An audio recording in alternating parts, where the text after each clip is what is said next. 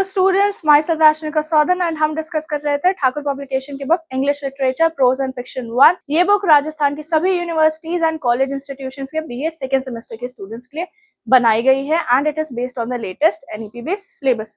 सो students, इससे पहले के वीडियोस में हम लोगों ने हमारा जो चैप्टर था चैप्टर 14 प्रोज अप्रिसिएशन, उसका एक सेगमेंट हम लोगों ने डिस्कस कर लिया है एंड इस वीडियो में हम उसका कंटिन्यूएशन ही डिस्कस करने जा रहे हैं। तो अगर आपने वो वीडियो ना देखी हो, आप जल्दी से वो वीडियो देख लीजिए एंड फिर आप इस पे आइए, आपको ज्यादा समझ में आएगा। एंड इस वीडियो में हम आगे के जो प्रोज डिवाइसेस हैं उन्हें डिस्कस करने जा रहे हैं। सो चलते हैं वीडियो पे बिना किसी देरी के। आगे के डिवाइसेस देख लेते हैं। ये तो हमारे कुछ मेन डिवाइसेस हो गए, अब कुछ एक्स्ट्रा जो डिवाइसेस होते हैं उनको जल्दी से देख लेते हैं। सबसे पहला आ जाता है एल्गरी। सो एल्गरी का मतलब हो जाता है कि जब मैं कोई हिस्टोरिकल इवेंट हो रहा हो, मैं उसको एक स्टोरी के फॉर्मेशन में दिखाने की कोशिश करूं, ठीक है, वो हो जाता है हमारा एल्गरी। कोई इवेंट या कोई कंसर्न जो हिस्ट्री से कनेक्टेड हो एंड वो एक यूनिवर्सल मैसेज शो कर रहा हो, तब हम एल्गरी का यूज कर रहे हैं। इसका एग्जांपल आपकी बुक में ही है, the Animal Farm by George Orwell. Alliteration का तब यूज हो जाता है जब हम एक ही साउंड को बार बार रिपीट कर रहे होते हैं एक ही सेंटेंस में या एक ही पैराग्राफ में। जैसे Peter Piper picked up pegged of pickled peppers. So यहाँ पे जो साउंड है पी या पा का जो साउंड है वो बार बार रिपीट हो रहा है एंड ये हो जाता है हमारा एलिट्रेशन। नेक्स्ट डिवाइस जो है वो है एल्यूजन। सो एल्यूजन का यूज हम तब करते हैं जब हम किसी नेक्स्ट डिवाइस जो है वो है एल्यूजन। सो एल्यूजन का यूज तब होता है जब कोई ऑथर जो है वो प्रोज से हट के किसी और प्रीवियस टेक्स्ट का एक रेफरेंस देने की कोशिश करता है, ठीक है। एंड इसका यूज जो है यूजुअली वर्क को क्लियर समझाने के लिए होता है एंड हम लोग डे टू डे लाइफ में भी बहुत ज्यादा यूज करते हैं। एग्जाम्पल से समझने की कोशिश कीजिए। सो यहाँ पे एग्जाम्पल है, I am Juliet to your Romeo. So ये एक्चुअली मैं जूलियट और रोमियो नहीं सेंस जा रहा है, यहाँ पे है कि दो लवर्स के बीच में बात हो रही है कि मैं तुम्हारी जूलियट हूँ एंड तुम जो है वो रोमियो हो। बट एक्चुअल जो रोमियो जूलियट की स्टोरी है वो तो विलियम शेक्सपियर की। तो यहाँ पे जो दो कैरेक्टर्स का रेफरेंस आया ये एक दूसरे टेक्स्ट से आया एंड यही इस तरीके से अगर हम कोई रेफरेंस लेते हैं वो आ जाता है हमारा एल्यूजन। जैसे आजकल के टर्म में अगर मैं कहूँ तो कोई लड़का सडनली कहने लगे कि अरे यार मैं कबीर सिंह की तरह हूँ, मेरा बिहेवियर जो है मेरा बिहेवियर जो है वो कबीर सिंह की तरह है। तो अपने उस सेंटेंस में उसने एल्यूजन का यूज किया है, एक सेपरेट रेफरेंस लेके उसने अपने बिहेवियर को एक्सप्लेन करने की कोशिश की है। नेक्स्ट डिवाइस पे चलते हैं। तो नेक्स्ट डिवाइस हो जाता है हमारा एनक्रोनिज्म। सो एनक्रोनिज्म आप इसको इस तरीके से समझ सकते हो कि मैं किसी हिस्टोरिकल चीज की बात कर रही हूँ कि कोई ऐसी चीज जो पास्ट में हो चुकी है बट उसमें मैं हल्का सा एक चेंज कर दे रही हूँ एंड मैं प्रेजेंट टाइम को मिक्स कर दे रही हूँ। इसका एग्जाम्पल आप इस तरीके से ले सकते हो कि अगर मैं एक पोर्ट्रेट दिखा रही हूँ जिसमें मैंने किसी पुराने फिलोसफर को ले लिया, मान लेते हैं एरिस्टोटल को ले लिया है, एरिस्टोटल ऐसे करके वो पोज किए हुए उस फोटो में एंड एरिस्टोटल के हाथ में एक एनालॉग वॉच या एक डिजिटल वॉच, ठीक है। सो उस टाइम पे तो वॉचेस एग्जिस्ट भी नहीं करती थी बट जो पोर्ट्रेट बना है उसमें एरिस्टोटल के हाथ में एक वॉच है। सो ये आपका एग्जाम्पल हो जाएगा ये एग्जाम्पल हो जाएगा आपका एनोक्रोमिज्म का। नेक्स्ट डिवाइस है आपका एनाफोरा। सो इसमें आप इस तरीके से ले सकते हो कि जब कुछ वर्ड्स या कुछ फ्रेजेस को जो है हम सेम रख के स्टार्ट कर रहे हैं एंड हम उसको हाईलाइट करने की कोशिश कर रहे हैं, ठीक है। जो राइटर है या जो पोएट है वो एक ही लाइन को रिपीट कर रहा है जस्ट फॉर द सेक कि वो उस इमोशन को या उस फ्रेज को एम्फसाइज करने की कोशिश कर रहा है। जैसे I have been reading them science, I am losing. ये सेल्फ केयर पोएम की लाइन्स है जिसे मैक मिलर ने लिखा था। सो इसमें इन्होंने क्या किया, आई एम या आप कह सकते हो सिर्फ इतना आई एम लूजिंग जो है वो बार बार वो रिपीट कर रहे हैं, तो वो एम्फसाइज करने की कोशिश कर रहे हैं कि एक्चुअली हो क्या रहा है। ये हो जाता है आपका एनाफोरा। नेक्स्ट पे चलते हैं। नेक्स्ट है आपका नेक्स्ट डिवाइस आपका आ जाता है एंथ्रोपोमॉर्फिज्म। इसमें आप इसको इस तरीके से समझने की कोशिश कीजिए कि जब मैं एक राइटिंग में या प्रोज में मैं एक इमनेट ऑब्जेक्ट, हो सकता है कि वो कोई नॉन लिविंग थिंग हो, कोई एनिमल हो, पेड़ हो, ठीक है, जब मैं उसे ह्यूमन एट्रीब्यूट्स देके उसका बिहेवियर दिखाने की कोशिश करती हूँ, ठीक है, वो हो जाता है हमारा एंथ्रोपोमॉर्फिज्म। इसका लिटरेचर में आपको एग्जांपल मिल जाएगा, बुक है द मेटामॉर्फोसिस, जिसे फ्रांक्स ने लिखी है। एंड इसमें जो मेन कैरेक्टर रहता है वो एक कॉकरोच में बदल जाता है। एंड जितने भी हमारे कार्टून्स बन रहे हैं, जैसे आपका ऑगी एंड द कॉकरोचेस हो गया, टॉम एंड जेरी हो गया, इन लोग का बिहेवियर जो है वो ह्यूमन बिहेवियर है, बट एक्चुअली जो कैरेक्टर्स हैं वो एनिमल कैरेक्टर्स हैं। तो ये भी आपका एक एग्जाम्पल हो जाता है एंथ्रोपोमॉर्फिज्म का। नेक्स्ट पे चलते हैं। नेक्स्ट आ जाता है हमारा एसेंडेटन। इसमें जब आप इसको इस तरीके से समझिए कि जब आप कोई भी कंजंक्शन नहीं यूज कर रहे हैं अपने जो भी आपने सेंटेंस लिखा है उसमें, आप बस वर्ड्स को डायरेक्ट लिखते चले जा रहे हैं, ठीक है। एंड इसका यूज क्या होता है कि इससे हम एक तो एक आप कह सकते हो मैं एम्फसाइज कर रही हूँ सेंटेंस को, सेकंड हो जाता है कि मैं एक रिदम बनाने की कोशिश कर रही हूँ, ठीक है। वही स्ट्रक्चर के लिए मैं यूज कर रही हूँ कि रिदम बना रहे, फ्लो बना रहे एंड स्ट्रक्चर मेंटेन रहे। सो इसका एग्जाम्पल जूलियस सीजर की एक लाइन है उनके प्ले में, आई केम, I saw, I conquered.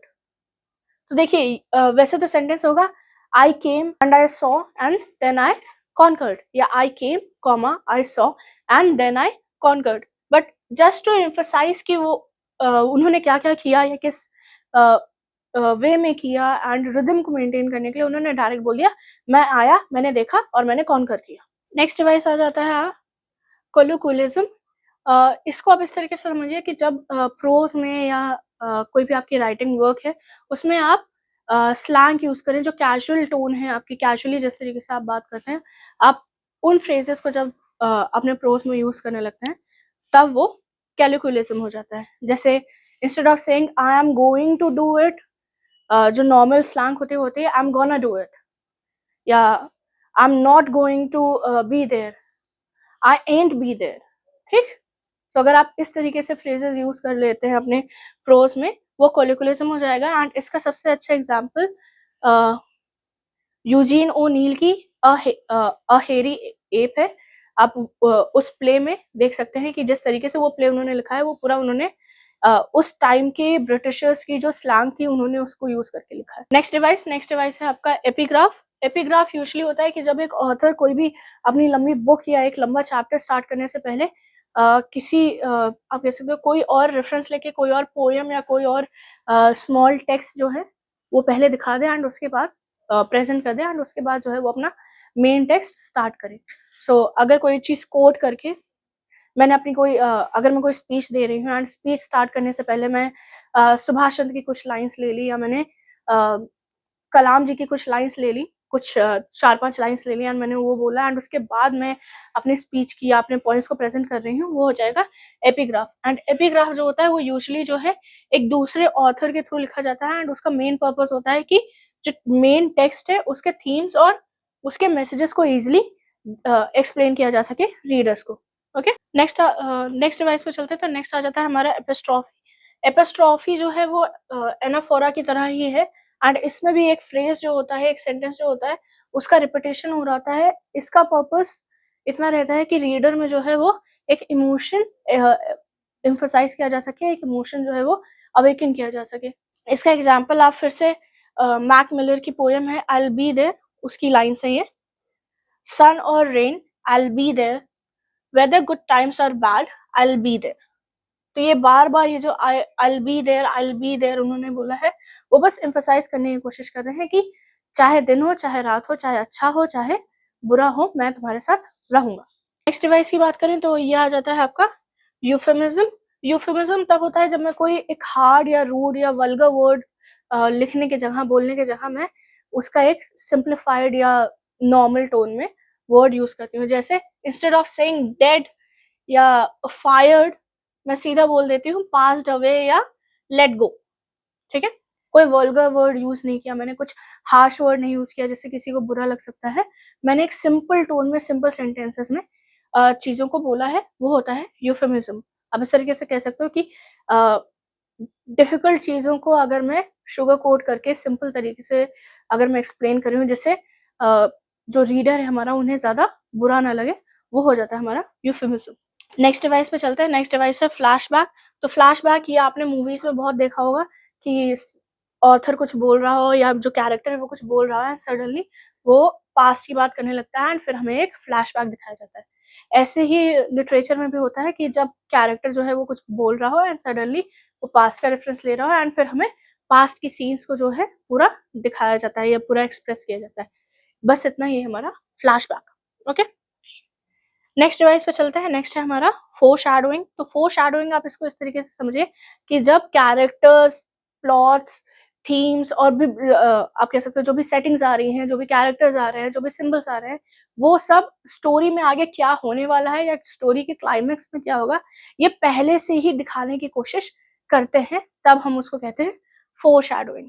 Next device पे चलते हैं। नेक्स्ट डिवाइस है आपका हाइपरबोला। हाइपरबोला जब मैं किसी चीज को एक्सप्रेस करने के लिए, किसी चीज को दिखाने के लिए बहुत बढ़ा चढ़ा के चीजें बोल रही हूँ।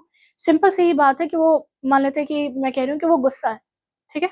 सो instead of saying he is mad, I am saying he is aggravated, he is very angry, ठीक है। अगर मैं ऐसे सेंटेंसेस या ऐसे वर्ड्स यूज कर रही हूँ जो सिर्फ हल्के गुस्से को नहीं, बहुत ज्यादा गुस्से को दिखा रहे हैं कि अभी वो अगर तुम उससे मिल जाओ तो वो तुमको पीट उठ दे, इस सेंस में अगर मैं कुछ बोल रही हूँ तो वो हाइपरबोला हो जाता है। एग्जाम्पल के लिए आप ले सकते हैं, she is as big as elephant. तो वो जो है वो एक हाथी की तरह बड़ी है, मोटी है, बड़ी है, ठीक है। अब कोई हाथी जितना बड़ा तो नहीं हो सकता, ये एक आप कह सकते हो एक एग्जैजरेटेड, एक बढ़ा चढ़ा के मैंने बात कर दी कि वो बहुत बड़ी है। सिंपल से कह सकते थे वो बड़ी है, नहीं, वो हाथी जितनी बड़ी है, ठीक। तो यहाँ पे एग्जैजरेशन हो गया। नेक्स्ट डिवाइस पे चलते हैं। Next irony. आयरनी तब होता है जब आपका मैसेज कुछ और होता है एंड सेंटेंस आप कुछ और बोल रहे होते हैं। जैसे अगर आपके साथ कुछ गलत हो गया या आप मस्त जा रहे थे एंड सडनली आपकी कॉफी गिर गई। सो इंस्टेड ऑफ सेइंग अरे मेरी कॉफी गिर गई, कई बार होता है लोग कहते हैं अरे ये तो बहुत अच्छा काम हो गया। एक्चुअली अच्छा काम नहीं हुआ है, बुरा काम हुआ है, बट उन्होंने एक sarcastic टोन में बोल दिया कि ये तो बहुत अच्छा काम हो गया, ठीक है। ये हो जाता है आयरनी। बुक में एग्जाम्पल है कि थंडर स्टॉर्म चल रहा है एंड सडनली कोई कह दे व्हाट अ ब्यूटीफुल डे। अब भैया थंडर स्टॉर्म आया हुआ है, कैसे हो सकता है, अच्छा दिन कैसे हो सकता है, तो ये आयरनी है, उल्टा बोलने की कोशिश कर रहे हैं, एक sarcastic टोन वो यूज करने की कोशिश कर रहे हैं। नेक्स्ट डिवाइस पे चलते हैं। नेक्स्ट है जेक्टापोजिशन। सो इसमें जो है आप दो वर्ड्स या दो आइडियाज, दो ऑब्जेक्ट्स या दो पर्सन्स को कंपेयर करने की कोशिश करते हैं या फिर एक साथ कॉन्ट्रास्टिंग इमेजेस को साथ रखते हैं ताकि आप अपने पॉइंट को इजिली एक्सप्रेस कर सको, ठीक है। एंड ये बस इतनी हेल्प करता है रीडर की वो जो क्वालिटीज हैं वो इजिली रीडर को समझा देती है हम ऑथर के पॉइंट्स को। सो इसका एग्जांपल हो जाएगा war and peace, humanity and technology. War and peace, war एक अलग चीज है जहाँ पे खून खराबा हो रहा है, वायलेंस हो रहा होता है, वहीं पे peace that is completely non violent. So दो कॉन्ट्रास्टिंग, दो अपोजिंग चीजों को साथ में रख के एंड उन्हें एक्सप्रेस करने की कोशिश करना, पॉइंट अपना क्लियर करने की कोशिश करना, that is juxtaposition. Okay, next device पे चलते हैं। Next is malapropism. इसको आप इस तरीके से समझिए कि जब आप अगर आप कुछ प्रोज लिख रहे हैं, आपका जो सेंटेंस है उसमें आप जो मेन वर्ड है, मे बी वो हार्ट हो, मे बी वो हार्श हो या कुछ और सेंस में, बट आप मेन वर्ड को, एक्चुअल वर्ड को यूज करने की जगह उससे सिमिलर साउंडिंग वर्ड आप यूज कर दो, जिसकी वजह से थोड़ा सा कॉमिकल टोन बन जाए कि अरे ये तो इसने तो गलत बोल दिया, ठीक है। वो एक गलत टोन सॉरी एक कॉमिक टोन बन जाए एंड थोड़ी सी एब्सर्ड और ह्यूमरस लाइन बन जाए वो, ये होता है हमारा मैलप्रोपिज्म। अब इसका एग्जांपल आप ले सकते हो, she is as headstrong as an allegory on the bank of river Nile. अब एल्गरी तो मैंने अभी आपको एक्सप्लेन की, ये एक पोएटिक डिवाइस है, ठीक है। बट एल्गरी की जगह क्या कहना था, एलिगेटर कहना था। एलिगेटर कहते तो it will make sense, she is as headstrong as an alligator on the bank of river Nile. वो एक एलिगेटर की तरह हेडस्ट्रॉन्ग है, एलिगेटर की तरह शार्प माइंडेड है, स्ट्रॉन्ग माइंडेड है, ठीक है। But just to make the tone lighter, just to make tone absurd and humorous, क्या कर दिया है, एलिगेटर की जगह एल्गरी लिख दिया गया। तो ये थोड़ा सा फनी हो गया कि अरे ऑथर से मिस्टेक हो गया, ठीक। नेक्स्ट डिवाइस आ जाता है metaphor and simile. So metaphor आप इस तरीके से समझिए कि मेटाफर में आप दो चीजों को कंपेयर कर रहे होते हैं एंड यूजुअली जो है वो कंपैरिजन नॉर्मल बेसिस पे हो रहा होता है। आप जैसे नहीं बोल रहे हो, आप कह रहे हो वो वैसा है, ठीक है। एग्जाम्पल से समझने की कोशिश कीजिए। Love is a fine wine. So love क्या है, वो एक फाइन वाइन की तरह है। फाइन वाइन का क्या होता है कि वो धीरे धीरे अपने फ्लेवर्स को लेती है, वो बहुत टाइम लेती है एंड धीरे धीरे वो बहुत अच्छे फ्लेवर्स में आ जाती है एंड फिर उसका टेस्ट अच्छा लगता है। वैसे ही लव भी है कि लव धीरे धीरे वो स्ट्रांग होता है एंड जब वो स्ट्रांग हो जाता है तब वो एक अच्छे रिजल्ट्स देता है। इसका एक और एग्जांपल आप ले सकते हो, ये हो जाएगा शी इज लाइक नहीं, she is a flower that I love to see. ठीक है, सो इसमें ऑथर जो है वो ये नहीं कह रहा है कि वो फ्लावर जैसी है, वो बस जो लड़की है उनकी बिलवड है एंड फ्लावर का जो कंपैरिजन है वो दोनों को एक साथ दिखा रहा है एंड वो कह रहा है जैसे मुझे एक फूल देखना पसंद है वैसे ही मुझे उसे देखना भी पसंद है। यहाँ पे जो लड़की है वो इक्विवेलेंट हो गई है फ्लावर के। जब सिमिली आता है, सिमिली में जैसा करके सेंटेंस आता है कि वो उसके जैसी है, वो नहीं है। यहाँ पे मैंने कहा कि जो उनके बिलवड है वो फ्लावर है, बट अगर सिमिली में वो सेंटेंस बनाएंगे तो सिमिली का सेंटेंस हो जाएगा she is like a flower. वो फूल के जैसी है, वो फूल नहीं। मेटाफर में वो फूल है। ठीक है, यही डिफरेंस है मेटाफर और सिमिली में। नेक्स्ट डिवाइस है हमारा मेटोनिम। मेटोनिम हो जाता है कि जब आप किसी एक्चुअल थिंग या एक्चुअल प्लेस का रेफरेंस लेके कोई टर्म या कोई फ्रेज यूज करते हैं एंड ये बस आपके वर्क में जो है एक रिटोरिकल टोन या रिटोरिकल इफेक्ट लाने के लिए आप यूज कर रहे होते हो। ठीक है, जैसे अगर मैं किसी को कहना चाह रही हूँ लैंग्वेज यानी कि भाषा, तो लैंग्वेज की जगह मैं कह सकती हूँ अगर मैं कहना चाह रही हूँ कि उसकी लैंग्वेज जो है वो बहुत ही रफ है, मतलब काफी रूड लैंग्वेज है उसकी, तो इंस्टेड ऑफ सेइंग दैट मैं कह सकती हूँ उसकी टंग रफ है। तो इसका मतलब ये नहीं कि उसकी जीभ खराब है, भैया जीभ उसकी स्मूथ करो, नहीं। उसके बात करने का तरीका या जो भाषा वो यूज कर रहा है वो रफ है। नेक्स्ट डिवाइस है हमारा ओनोमोटोपोइया। इसको आप सिंपल से समझने की कोशिश कीजिए। जब आप कोई सेंटेंस या कुछ वर्क लिख रहे हैं जिसमें आप ऐसे वर्ड्स यूज कर रहे हैं जो साउंड को रिप्रेजेंट करते हैं। एग्जाम्पल देख लीजिए, the sausages are sizzling in the pan. अब sizzling is not an active is not an action, is not a verb. ठीक है, sizzling का साउंड होता है। ठीक है, ऐसे ही आप ले लेते हो सेंटेंस आ जाता है द bees are buzzing। तो buzzing is not actually an action, buzzing एक साउंड है जो बीज जब अपने विंग्स को फड़फड़ा रही होती है तब वो साउंड प्रोड्यूस होता है। ठीक है, तो जब आप अपने किसी सेंटेंस में या किसी प्रोज में या किसी वर्क में ऐसे वर्ड्स यूज कर रहे हैं जो साउंड को रिप्रेजेंट करते हैं, वो आ जाता है हमारा ओनोमोटोपोइया। ओके, नेक्स्ट डिवाइस है ऑक्सीमोरॉन। सो ऑक्सीमोरॉन आप इसको इस तरीके से समझिए कि जब आप टू अपोजिट वर्ड्स को एक साथ यूज कर रहे हैं एंड वो एक तरीके का एम्फेसिस या आप कह सकते हो ह्यूमर या सस्पेंस क्रिएट कर रहा है एंड खुद में एक पैराडॉक्सिकल सिचुएशन क्रिएट कर रहा है। ठीक है, जैसे यहीं पे एग्जांपल है आपका द सेम डिफरेंस, मतलब चीजें सेम ही है बट दोनों के बीच में डिफरेंस हल्का सा ही। या आप कह सकते हो कंप्लीटली अनफिनिश्ड। अब कोई चीज कंप्लीट भी है और अनफिनिश्ड ऐसे कैसे हो सकता है? तो सिंपल सा है कि वो पूरी तरीके से अभी कंप्लीट नहीं हुई है। ऐसे ही यूजुअली कई बार लोग अपने आप को डिस्क्राइब करने के लिए कह देते हैं I am smart yet stupid. So smart and stupid जो है ये ऑब्वियसली कोई स्मार्ट हो सकता है तो वो स्टूपिड नहीं होगा, बट वर्ड्स आपने अपोजिट यूज कर लिए एक सेंटेंस में एंड ये आपके दो सेपरेट बिहेवियर्स को दिखा रहे हैं। ठीक है, तो ये ऑक्सीमोरोन हो जा रहा है कि दो अपोजिट वर्ड्स को आप एक कैरेक्टर एक इंसान के कैरेक्टर या एक चीज को डिस्क्राइब करने के लिए यूज कर रहे हैं। ओके, नेक्स्ट डिवाइस है पैराडॉक्स। पैराडॉक्स तब आता है जब आप एक ऐसी चीज को स्टेट कर रहे हो जो खुद में ही कॉन्ट्रडिक्टरी हो। सेल्फ कॉन्ट्रडिक्टरी सेंटेंस आप जब यूज कर रहे होते हैं वो पैराडॉक्स आ जाता है एंड ये जो यूजुअली सेल्फ कॉन्ट्रडिक्टरी सेंटेंसेस होते हैं ये जब आप फर्स्ट गो में रीड करोगे तो ये इलॉजिकल साउंड करेंगे। ओके, एग्जाम्पल देख लीजिए, if I know one thing it is that I know nothing. तो सेंटेंस क्या है, मुझे एक चीज पता है कि मुझे कुछ नहीं पता। अगर तुम कह रहे हो कि तुम्हें एक चीज पता है कि तुम्हें कुछ नहीं पता है, अगर तुम्हें कुछ नहीं पता तो वो पहली चीज तुम्हें कैसे पता है? ठीक है, तो ये पैराडॉक्स आ गया, खुद में ही कंफ्यूजिंग सेंटेंस। चलिए नेक्स्ट डिवाइस है हमारा पर्सोनिफिकेशन। पर्सोनिफिकेशन और लोग यूजुअली कंफ्यूज होते हैं पर्सोनिफिकेशन और एंथ्रोपोमॉर्फिज्म में। एंथ्रोपोमॉर्फिज्म में जैसे मैंने आपको बताया कि जो हमारा ह्यूमन है उसको ट्रांसफॉर्म किया गया है एंड उसके बाद उसको ह्यूमन ट्रेट्स दिए गए हैं। नॉन ह्यूमन फिगर में उसको कैरेक्टर को ट्रांसफॉर्म किया गया है एंड तब जाके उसको ह्यूमन ट्रेट्स दिए गए हैं। बट पर्सोनिफिकेशन में जो चीज़ आती है वो ये रहती है कि किसी इमनेट ऑब्जेक्ट को, किसी नॉन लिविंग थिंग को हम ह्यूमन ट्रेट्स दे रहे होते हैं, ह्यूमन रेफरेंस दे रहे होते हैं। आप एग्जाम्पल समझने की कोशिश कीजिए। The light danced on the surface of the water. अब ये बताइए, लाइट दिख रही है सबको, कहाँ पे है?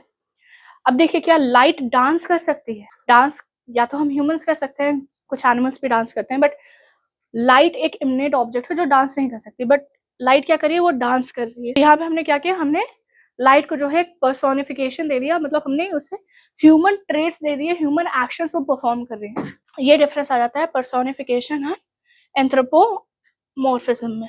ओके, नेक्स्ट डिवाइस हमारा आ जाता है रिपीटेशन।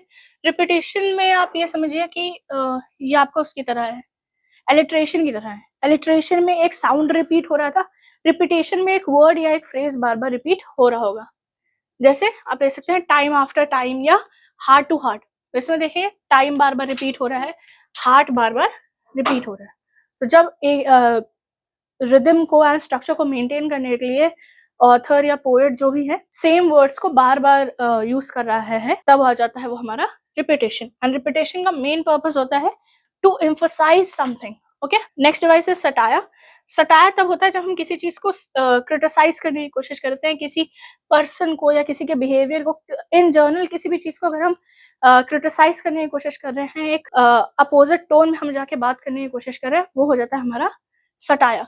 एंड सटायर में आप एक बात याद रखिएगा कि जब भी सटायर लिखा जा रहा होता है तो आयरनी, ह्यूमर एंड हाइपरबोला ये तीनों साथ में यूज किए जाते हैं। जैसे अगर किसी का बिहेवियर गंदा है, वो बहुत रूड बिहेव कर रहा है, तो मैं सीधे सीधे कह सकती हूँ, मतलब डायरेक्टली कहना that you are being mean, इसकी जगह मैं थोड़ा सा सटारिकल टोन ले सकती हूँ और मैं कहूँ अरे यार तुम्हारा बिहेवियर तो बहुत अच्छा है। एक्चुअली उसका बिहेवियर अच्छा नहीं है, मैं यहाँ पे आयरनी का यूज कर रही हूँ और मैं जो एक्चुअल चीज है उसका अपोजिट बोल रही हूँ। तो that is satire. Next device is soliloquy. Soliloquy तब होती है जब कोई कैरेक्टर प्ले के अंदर सिर्फ अपने उसके जो इंटरनल कॉन्फ्लिक्ट्स होते हैं या इंटरनल जो थॉट्स होते हैं उनको प्रेजेंट करता है ऑडियंस के सामने।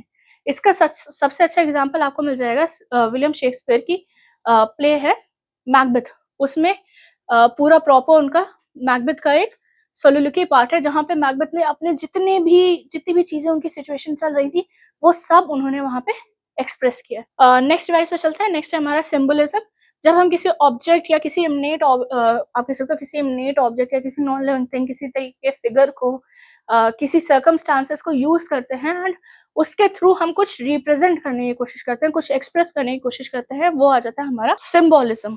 जैसे वैसे तो व्हाइट कलर है, बट अगर कहीं पे भी व्हाइट यूज हो रहा हो तो उसका मतलब हो जाता है लाइफ, या ऐसे ही अगर कहीं पर रेड कलर यूज हो रहा है तो लेड लव का भी सिंबल है, पैशन का भी सिंबल है, ऑब्वियसली ब्लड का सिंबल तो है ही। अगर रेड कलर के साथ स्कल वाला सिंबल हमें मिल रहा है तो हम कह देंगे कि डेंजर का सिंबल भी है। इसके अलावा अगर हमारा कोई कैरेक्टर जो है वो इनमोरल है, उसके लिए भी हम रेड कलर यूज कर लेते। तो कलर के बेसिस पे सिंबलिज्म होता है, ऐसे ऑब्जेक्ट के बेसिस पे भी सिंबलिज्म होता है। अलग अलग चीजों का आप यूज कर सकते हैं पर्टिकुलर फीलिंग को दिखाने के लिए। ठीक है, नेक्स्ट डिवाइस, ये लास्ट डिवाइस है हमारा सिनेक्डोकी। इसका मतलब हो जाता है जब हम किसी छोटी चीज को या छोटी चीज को लेके एक बड़ा रेफरेंस दे रहे हो या बड़ी चीज को लेके हम छोटा रेफरेंस देने की कोशिश कर रहे हैं। एंड अगेन इसको अगर आप कंपेयर करना चाहो तो लोग कई बार इसे मेटोनिम से कनेक्ट कंपेयर करते हैं, बट मेटोनिम में क्या होता है कि हम रिलेटेबल चीजों को कनेक्ट करने की कोशिश करते हैं। सिनेक्डोकी में एक जर्नल चीजों को कंपेयर करते हैं। एग्जाम्पल से समझने की कोशिश कीजिए। ऑल हैंड्स ऑन डेक, ये एक फ्रेज है हमारा, ऑल हैंड्स ऑन डेक, जिसका मतलब होता है कि हर कोई साथ में काम करेगा, कोऑर्डिनेट करके काम करेगा। ऑल हैंड्स का मतलब हो गया जितने भी लोग उस टीम में, उस क्रू में हैं, उन सबको इन्वॉल्व हो। तो हैंड्स थोड़ी इन्वॉल्व होते हैं, अगर सारे हैंड्स आ रहे हैं तो इसका मतलब है कि पूरी क्रू इन्वॉल्व हो। तो ये हो गया हमारे लिटरेरी डिवाइसेस एंड इसी के साथ हमारा जो फर्स्ट टॉपिक था प्रोज अप्रिसिएशन वो खत्म होता है।